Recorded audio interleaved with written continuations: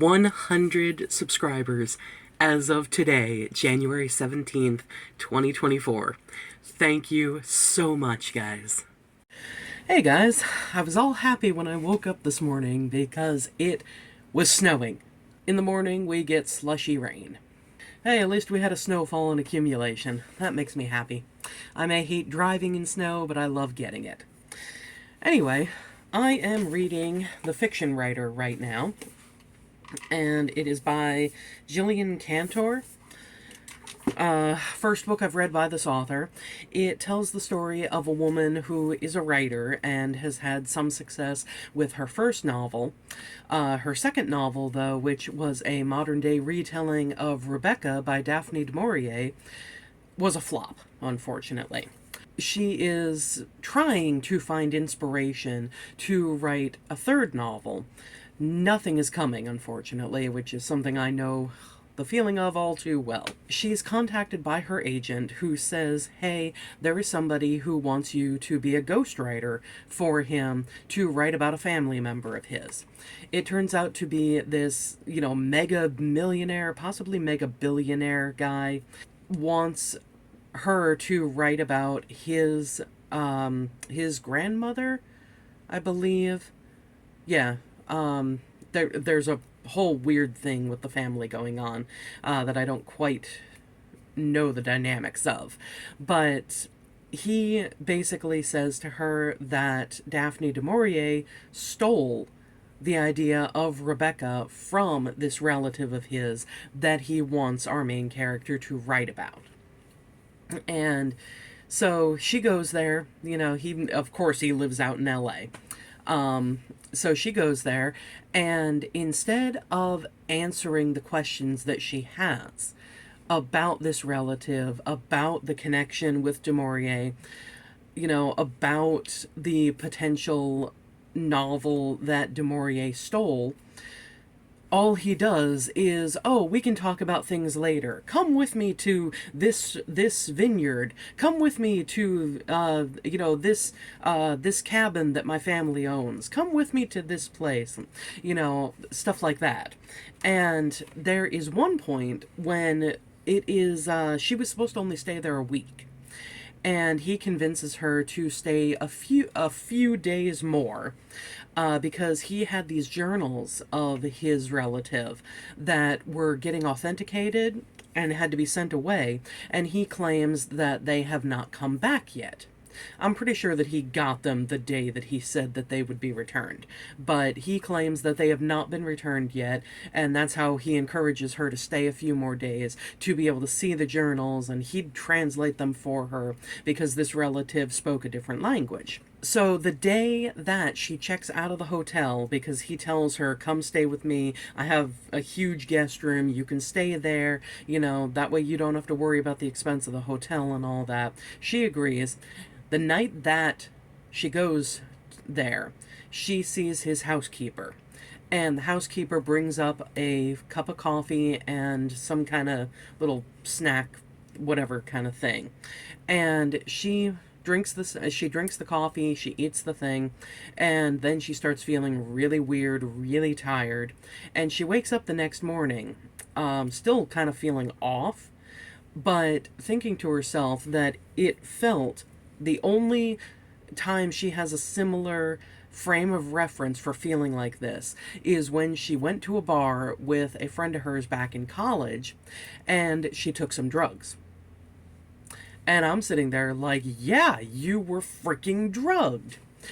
But she explains it away, and she's like, no, that can't be it. I mean, it's his housekeeper.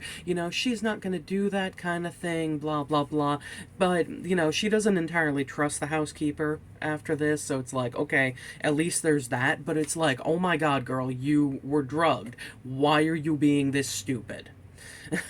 And I get that, or at least I'm pretty sure, because I've never actually read Rebecca or anything by Daphne du Maurier, but like I said, I believe, though I can't confirm because I haven't read it, that this book is kind of its own meta thing of a Rebecca retelling. And it just bothers me. you know, because it's like she is seeing all these different holes in this guy. His name is Henry Asherwood, I think it is, but he just goes by Ash. But she's seeing all these little holes in the stories that Ash is giving her about his relatives, and you know, just about this whole, you know, oh, du Maurier stole my grandma's story, or you know, relative story, um you know, and all these different things. And it's like, you're seeing all these red flags, but you're not doing anything about it. You're just letting yourself be swept up by this guy. Why? Just why? It's one of the things that bugs me about real life, you know, because I know that feeling, getting swept up by a guy even though you see these bright red flags waving behind him. And it's like, women need to stop ignoring this stuff. You know, we are so conditioned to make ourselves smaller and to accept honestly horrible treatment in the name of not hurting a guy's feelings or not holding them accountable. And it's ridiculous. At worst, it costs these women their lives. And I'm just sitting there seeing it in fiction, and it's like, in some cases, seeing it in fiction, it's like, okay, you know, it's the theme of the story of the woman, you know, being brought so far down by this guy and then learning what she's really made of and getting away from him and getting her own life and everything. You know, that kind of thing, I don't mind, because she's learning a lesson as the story goes. But, and I can't say that that won't happen in this novel. I hope it does. I hope that she winds up with the college friend of hers who is in LA as well. But I don't know. I don't know where it's going to go. I don't know how this is going to wind up. I don't know that much about the original Rebecca novel. So we'll see when I finish it. I am a little over halfway through right now. But yeah, it's just, right now it's, I mean, I'm still reading it. I'm still willing to go back to it and everything. But right now it's just bothering me that it's like, girl, you are seeing all these freaking red flags and inconsistencies in his stories, and yet you're staying. I would have been like, okay, well, you know what? No, I'm not going to stay. You call me when those journals are back from the authenticator. We'll talk on the phone. We'll talk on FaceTime, video call, whatever else, you know, we'll discuss it then. And then go back home, and in the first video call, if he refuses to answer questions, or he's like, oh, let's talk about something else, let's talk about us, let's talk about, you know, whatever, I would just be like, okay, no, we're going to talk about this project because this is what you're paying me for. And if you don't want to discuss it, then I can call back when you're willing to. That would make the entire thing a different story. Heck, that might make the entire thing have not as good of a plot necessarily. Although I'm kind of loath to say that, because showing strong female characters can give a better plot, you know, depending on the story that you want to tell. So yeah, that is my rant / halfway review of this book so far. I will come back when I'm done reading it, and I don't know. I don't know if I'm going to do spoilers. It depends on what the ending is and, you know, how big it is.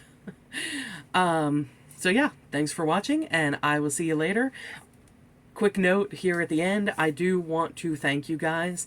My Good Mythical Tour debacle video got over 2,000 views in the first 3 days that it was up. And that is just mind-boggling to me. Thank you so much for that many views on that video. I'll see you next time, guys. Bye.